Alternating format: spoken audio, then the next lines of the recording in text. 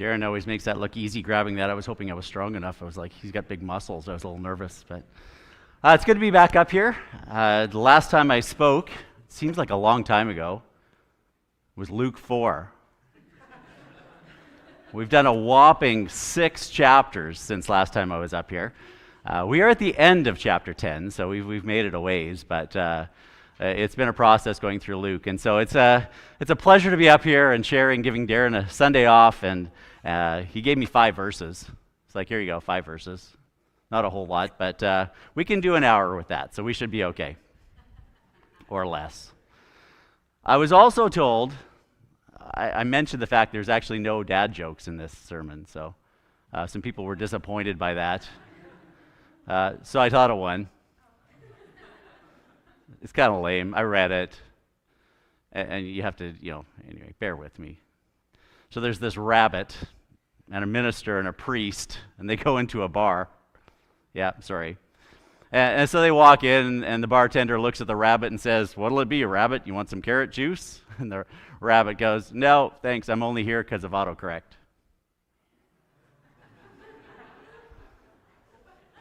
Rabbi, rabbit.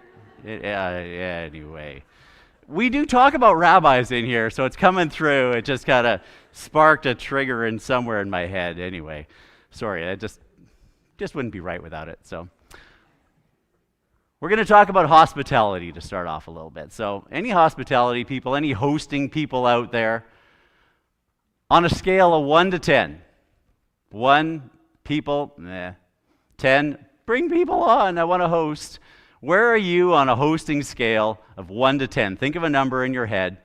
1 to 10. How do you like to host? Do you like to be hospitable? Now share that number with somebody near you.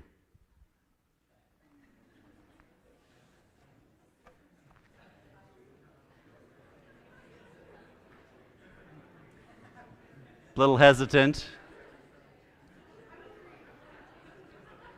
All the 10s out there are just sharing like crazy.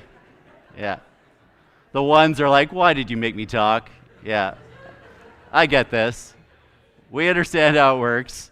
I'm trying not to, hopefully I didn't cause any marital issues where the husband's like, "I'm a 1," and the wife's like, "I'm a 10. Yeah, we never have people over. Why are we even married?" Like, if that happens, go see Darren for marriage counseling. Some of you might need that. But no, there's no right or wrong answer to this. Some people like to host. Some people are good at hosting. Those aren't always even the same thing. As some of you have probably attested to along the way. Last week, we got to host. We had a family come over. You can ask Tiana later if you want to know who it is, but yeah, it's great. Anyway, we had a family over. We'd never met them before, well, briefly. And so, of course, you want things to go well. You want things to go smoothly. So, of course, we're cleaning and vacuuming. And we heard that he was kind of allergic to cats, so we're trying to get rid of cat hair and all these kinds of things. I even washed the patio door windows. Like, this never happens, but there's a dog that lives close to us that's not ours that likes to put paw prints on there.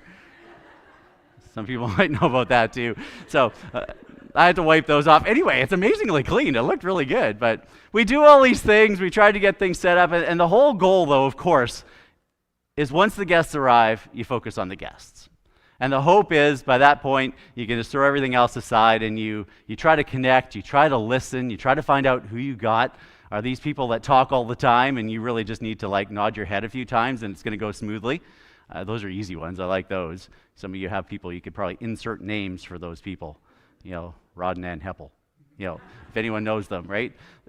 Or maybe they're the opposite. Maybe they're the kind of people that you need to encourage a little bit and ask the questions and carry the conversation. You kind of weigh that on. And the hope is when these people leave and they drive out of the driveway and they can't, they know you're not listening anymore, that they're going, "That was nice. Those were good people. We had a great time." Translation, I think they actually are people that care about us. Right? Really, that's what it comes down to. If they drive away and go, "The house was good, food was okay, the people, awkward," right? They're not coming back, right? That's not going to happen. And so, it's part of one of those, some of us love it, some of us do it a lot. Karen and I don't know what number you said. I'd say we're both above 5, but kind of depends how much cleaning needs to happen, right? Yeah. 9, oh good, yeah. Yeah, so we're kind of 10 sometimes, and we're a good pair. She likes things clean, and I like things tidy. And those aren't the same thing. I didn't always understand that. Moms understand that. My mom's probably wishing I understood that, but I didn't always. Well, our passage out of Luke today, yes, it has to do with one household hosting some people, some guests that come over. And, well, we don't really even know how many guests. We don't actually even know who all the hosts were in the house. We actually don't learn a whole lot because there's only 5 verses at the end of chapter 10. And this is the only gospel that includes this in it, this story. And so, what can we learn out of that? Well, in 5 little verses, there's actually a lot. We can pull out a lot of pieces and a lot of things that we can use. And so we're going to do that today. The hosts, couple of sisters, Mary and Martha. You've probably heard this passage before. The guest of honor, Jesus. Well, we've already got a pretty good story right there, don't we? Let's read this. It is on the screen. If you want to follow along, you can. Luke chapter 10, verses 38 to 42. Luke 10, 38 to 42, very end of chapter 10. As Jesus and his disciples were on their way, he came to a village where a woman named Martha opened her home to him. She had a sister called Mary who sat at the Lord's feet listening to what he said. But Martha was distracted by all the preparations that had to be made. She came to him and asked, "Lord, don't you care that my sister has left me to do the work by myself? Tell her to help me." "Martha, Martha," the Lord answered, "you're worried and upset about many things, but few things are needed. Indeed, only one. Mary has chosen what's better, and it will not be taken from her." So as we dig into this passage, we got to start with what do we know about these 2 sisters? What do we don't know about Mary and Martha? Well, we do learn a little bit more about them in John, in the Gospel of John. In chapter 11, Jesus at least twice ends up at these people's house, so we can learn a little bit from that. One of those at the beginning of chapter 11, this has to do for when Jesus raises Lazarus from the dead, and it says, John 11, 1 and 2, "Now a man named Lazarus was sick. He was from Bethany, the village of Mary and her sister Martha. This Mary, whose brother Lazarus now lay sick, was the same one who poured perfume on the Lord and wiped his feet with her hair." And that part, the pouring of perfume and wiping feet, that happened in John chapter 12. So another time that Jesus was there in the same house. So we know this takes place with the sisters. We know Lazarus is a brother. We know it's in Bethany, which is near Jerusalem. And we know that, they're friends. It's got to be a pretty bonding experience for Jesus to have raised your brother from the dead. I can't imagine what that would have been like and the emotions that were there, but these are well-connected people. Martha, jumping through here. What are we told? Is Luke there? Or is Lazarus there? Is Lazarus with them? Are the other disciples there? It says the disciples were traveling with Jesus. So there might have been a room full of disciples. Lazarus might have been in a chair. They might have all been sitting in this room together. We don't really know. All we get is this one interaction, this one question from Martha and a response from Jesus, and it seems like that's the whole reason this is put in here, the whole reason that Luke puts this in. Well, we need to get a little bit for the scene here too. Mary is sitting on the floor at the Lord's feet. So, is this normal? Well, it would be for a disciple. That would be normal. Not usual for a woman in first century Judeo-Christian culture, but that's where Mary was. She was sitting at the feet of Jesus. She was trying to soak up everything she could. She was listening. She was trying to get as much information, to get a teaching, to get a lesson, to get something she could take home with her. Back in those days, you couldn't just go, listen on a podcast later. You couldn't go pick it up in a book even. You couldn't go get a recording, whatever it would be. I mean, the Gospels are the first recordings of Jesus, his greatest hits, recorded in word, though, not audio, and they came later. So how do you learn in those days? You learned through word of mouth. You learned by listening. You had to be there. And Mary was there and she was present. She was present with Jesus in this room. Second, Mary's job as host was normal. This was a normal thing. People coming over, she's hosting, she's taking care of them, she's making food. For her to help, ask Mary to help would have been very normally justified. Been a very regular occasion. Mary may have even been helping earlier on. We're not even sure about that. But for her to want Mary to come help, normal. The difference here is Jesus. Jesus being in the room changed things up. And Martha says, she goes, "Lord, don't you care that my sister's left me to do the work by myself? Tell her to help me." She starts with a very important word there. She says, Lord. She knows who this is. In John chapter 12, later on, if you go look at it, there's a connection with Martha and Jesus. She knows this is the Lord. She knows what he's capable of. She's very aware. She knows who she's talking to in this situation. And she says, she's thinking in her head, I got to get this food prepared. I got to get this ready. Certainly if I ask the Lord, if I ask Jesus, Mary's got to come help me. So she just goes for it. Martha was waiting for the fastball. Get Mary in here fast. And Jesus throws the old changeup, like he often does. Martha, Martha, the Lord answered. I have an Aunt Martha, my mom's sister. I often think about my grandpa talking to my aunt during this part, back when she was younger, like, Martha, Martha, what did you do this time? Some of you are like, Chelsea, what did you do this time, right? Mark, what did you do? We can probably all attest to this. It's kind of a different tone, though, isn't it? It's not yelling, it's not anger. This is a teaching moment, and this is a teaching moment for everybody in the room.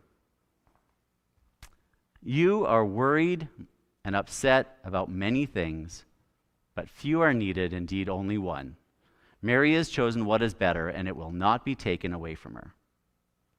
So here we have this response, this reason that Luke gives to the most excellent Theophilus, to the people of the day, to us 2,000 years later, why it's included in the book, why God inspires him to include it, is right here in this one sentence, 2 sentences.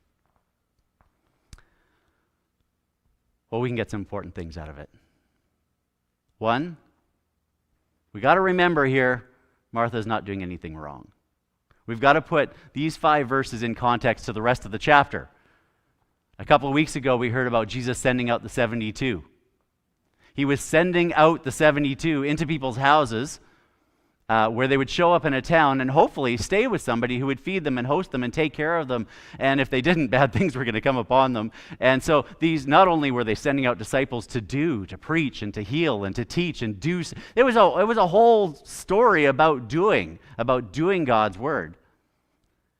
And then comes along the next passage that we heard last week, the Good Samaritan. I have to tell you a little side story on this. Was having my class meeting in school, a bunch of grade 5s, and we sit around on the carpet and we talk about how the week goes, and we have a number, what's your number from 1 to 10 and why are you feeling that way? Just something to kind of get the kids to share. And one of the kids told a story about going out of their way to help somebody, and I can't even remember what the story was because at the time it was just another story. But I responded to the class saying, oh, that was a Good Samaritan story. Went on with my recess comes along, and one of the girls comes up to me and she goes, Mr. Hoeppner, what's a Smerton? And I was like, right. Like, how many of them probably have no clue what that meant? I said a Good Samaritan story. You take for granted that people know some of these connections that we have. No, they didn't have a clue. So I gave her a quick little answer, and then we got interrupted, so I didn't really ever get into it. But the Good Smerton, so now I have trouble reading that without thinking it that way. What's the main point of the Good Samaritan, the Good Samaritan? It's to walk the walk. It's to do something. This is the priest and the rabbi that went by. They just walked right on by. It was the Good Samaritan that actually came in and did something. It's about doing. It's walking the walk. It's the strength part of, love the Lord your God with all your heart, soul, mind, and strength. It's about doing that. So here we have these two passages about doing God's work. And then all of a sudden, enter your friendly neighborhood Martha, and she's doing this. She's hosting. She's doing everything like she should be. And so she's like, Mary should be helping me. I'm going to get Jesus to get her to come help me. Right? It makes sense. As we so often see with Jesus, though, he can see her heart. He gets right to the heart of the matter. You are worried and upset about many things, he says. The Greek here alludes to being so wound up that you can't focus on anything else. Ever feel that way? Anyone have a spouse who's like that sometimes? Maybe? Do we ever get so wound up about what we're doing, even when we're doing something good, that we forget why we're doing it? We get so wrapped up in concerns and worries and the frustrations of the moment that we forget why we're even there. Or maybe we don't forget, but our self becomes bigger than the task. I think this happens a lot. Happens a lot in my life. Happens a lot in people that I live with, around me, work, everywhere I go. And I think there's four big things, four commonalities that get us kind of off our game, that get us thrown away from the focus, that get us where we're not supposed to be. So we're going to go through those. Number one, perception. We're so worried about what other people are thinking about us that we stop thinking about why we're even doing it. Oh, this can happen a lot. Sometimes it's physical. We're worried about how we look doing something. We're worried about what we're wearing. We're worried about stuff that we maybe shouldn't, but we do, and it can get in the way. Sometimes it has to do with expectations we think others have placed on us. And so our perception is that we have to kind of reach a certain level. We have to do something a certain way, and if we don't, we're failing, and they're looking at us, and they're watching us, and we're all concerned about how we're going to do. It happens. We get that into our mind, and we get so concerned about that, we forget why we're there. Perception. Number two is perfection. Not only are we worried about what other people are thinking, we have this set of standards we think we should rise up to, and when we don't do it, if we don't reach it, we get all worked up and upset about that too. This happens quite regularly. I think about sports in this one sometimes. You do something really well one time, then you expect you can do it every time. Golf is the worst for this, right? You know you can hit a good shot. You know you can do what you want to do. Man, I've seen 5 irons thrown. I've seen 4-letter F words like 4, things like that thrown out there. I actually saw a guy turn over his putter and bury it in the green one time. Big hole in the green. Just frustration to the max because they couldn't reach what they thought their level of expectation was going to be. They had maybe not perfection in golf, but it could be in music. Somebody, I never mess up in music. That's not me. And you mess up. Baking, my pies are perfect. How did the crust get so? How could this happen? I messed up my buns. Right? It can be little things, but they get us worked up. We get all frustrated. We get all discouraged. We have this level of perfection we think we should reach, and when we don't, we forget about why we're even doing it. Frustration is, I learned this I can't even remember where, but it just simplifies. Frustration is caused by unmet expectation. Frustration is caused by unmet expectation.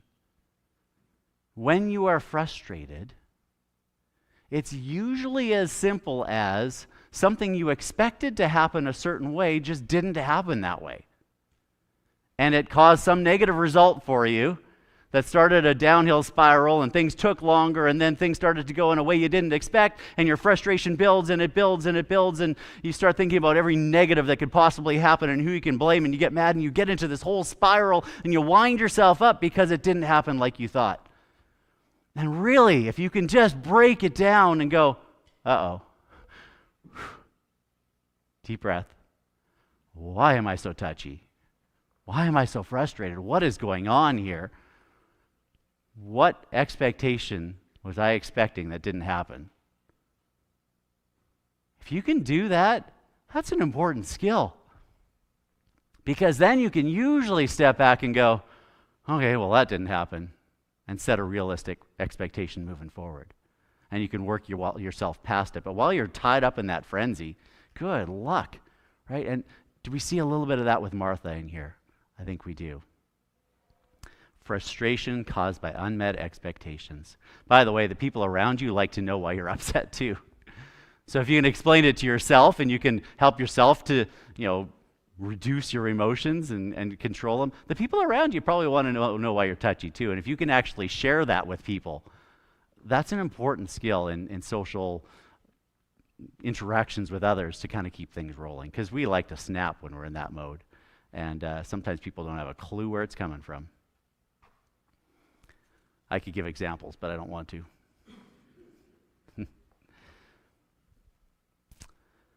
Things change.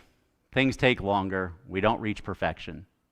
We don't reach our standards, and we get upset. Very common. Perception issues, perfection issues. Number 3, perspiration issues. Things are difficult. You get into a job, some sort of physical labor job, and you'd set your expectation on how long it was going to take and how much effort this was going to take, and then the job didn't match that. And you start working, and you start going, and it's tiring, and it's taking forever, and you get to a point where you start getting frustrated, and you start thinking about who should be helping you. Any parent who's ever had children knows what I'm talking about. And you start thinking about how can you get through this? And man, can we ever get worked up about those kinds of things? I was thinking about hedge trimming.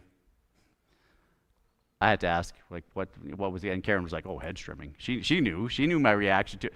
It's a great hedge, right? We have this really nice long hedge. My dad knows all about it, right? He cut this many times. But this huge hedge out there, well, I've got my weed eater up there and my trimmer now. It's great. But I'm on this little 3-steps, little ladder that's just really not tall enough. And these things are 10 feet tall. So, getting started is not so bad. And you're trimming these things along and you're cutting 3 feet across and you're doing all the trimming and getting it done. And then you move it over once and realize you just did one tree and you're getting tired.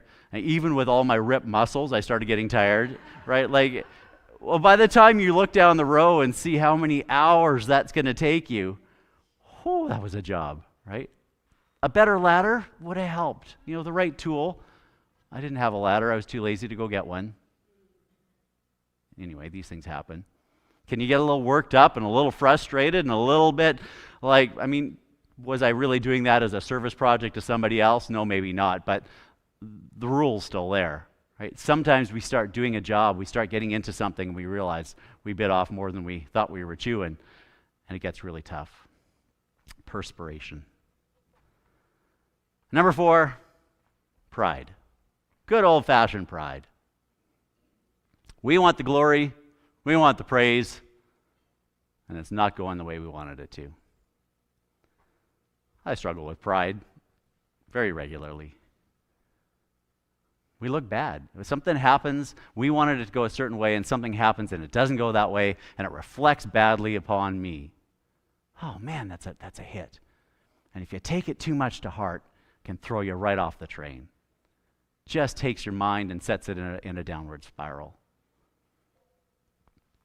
When we worry about perceptions, too far.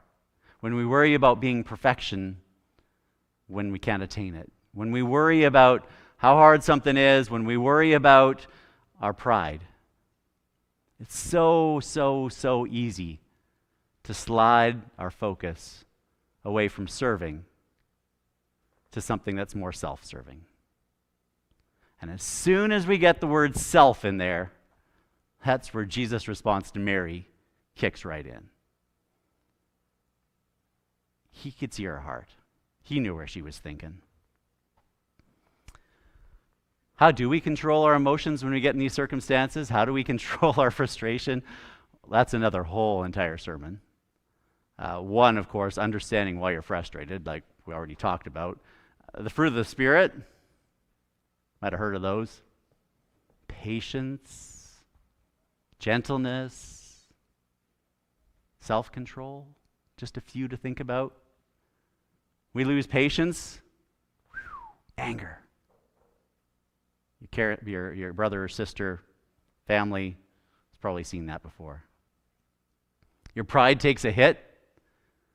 Gentleness is really hard. Self-control, out the window.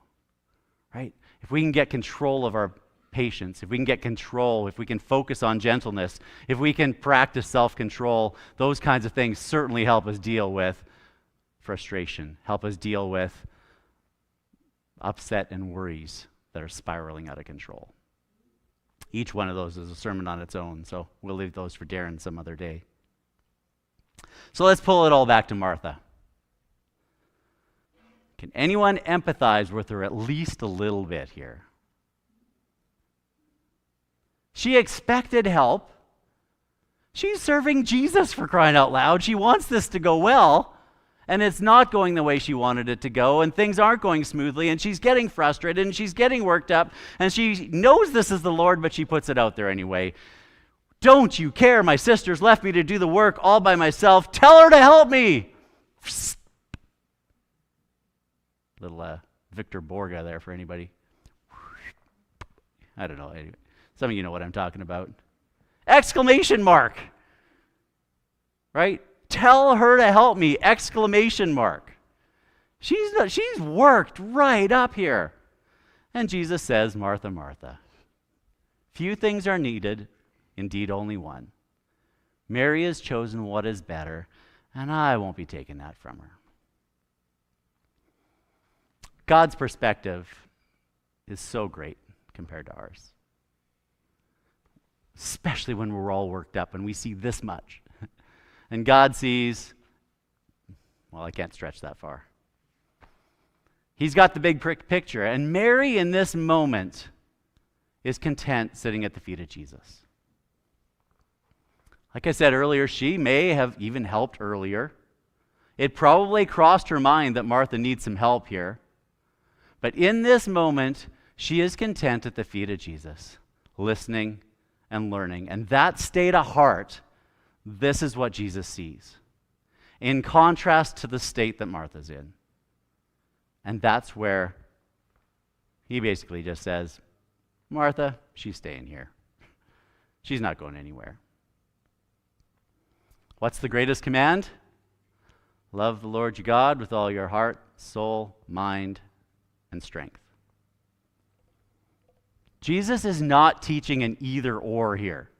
It's not either give me your heart or give me your strength, give me your doing. He wants it all.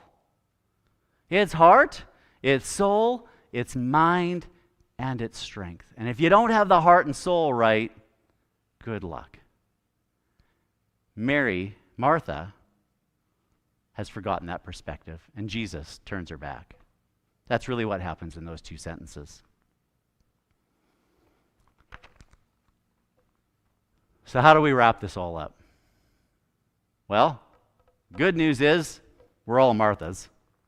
At some point, we've all been Martha. The other good news is we've all been Mary, or at least we hope.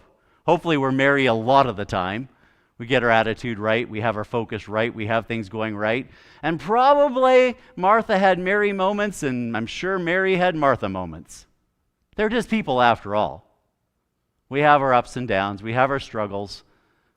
Martha's not a bad person. She's quite amazing from everything we find out there. But in that moment, she lets her emotions get the better of her. If we become worried or upset because of perception, or perfection, perspiration, pride, well, even when we're doing something good and loving, it sets us on the wrong path. So as we go to apply this, I'll call the worship team back up. Couple of applications. What do we do when we're frustrated? Well, what does Mary do? She sits at the feet of Jesus. Well, he's not, right here in physical form with us, sitting in a chair, but we can still do this. We can still hear him. That can be echoing a passage in your mind. That can be listening to Christian music, a song that you play over and over in your head. It can be listening to a podcast. It can be different things where we hear the Word of God.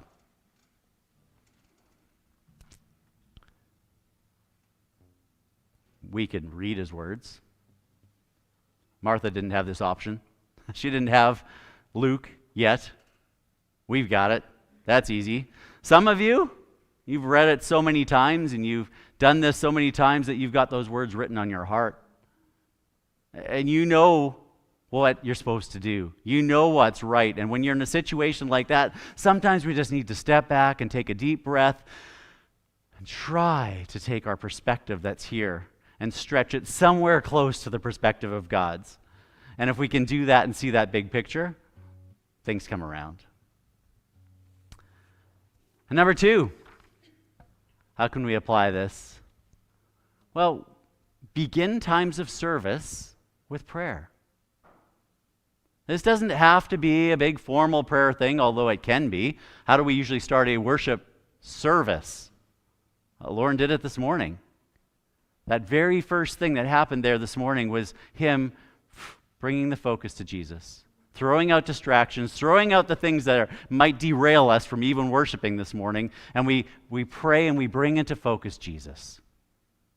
It can be a pray all the time thing, a pray without ceasing, a little prayer you say in the car on the way here, a little prayer you say as you're walking into somebody's house, a little prayer before you put something in the oven. So next time you serve, throw out that prayer. Get your focus right. And it might be worship team. You guys always do it formally in the back. This is good. It might be practicing at home. It might be before practice on a Friday night. Get that focus right. It might be making food for Soup Sunday or some other place that you're making food and you just need to step back. Make sure you know why you're there. Might be Ruth and Naomi's. We were there on Tuesday serving. I hadn't been there for a while, so it was novel and easy for me to be excited about it. But can you imagine the guys that do it every night dealing with people that could be very frustrating? They've got to deal with this sometimes. Might be being a greeter, coming in on a Sunday morning, or going to a board meeting or a committee meeting, leading a life group, getting to a life group. It might be just having somebody over that you host. Get that heart right. Get it right with a little prayer, with a little focus, with a deep breath. It can make all the difference. In fact, it's a pretty good prayer right there. To love the Lord your God with all your heart, soul, mind, and strength. And then we can get serving the right way. We're going to pray. I'm going to ask you to pray after me as we pray. Dear God, I love you so much.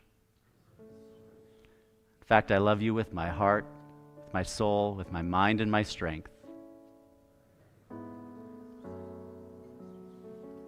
Please help me to stay focused on you. Amen.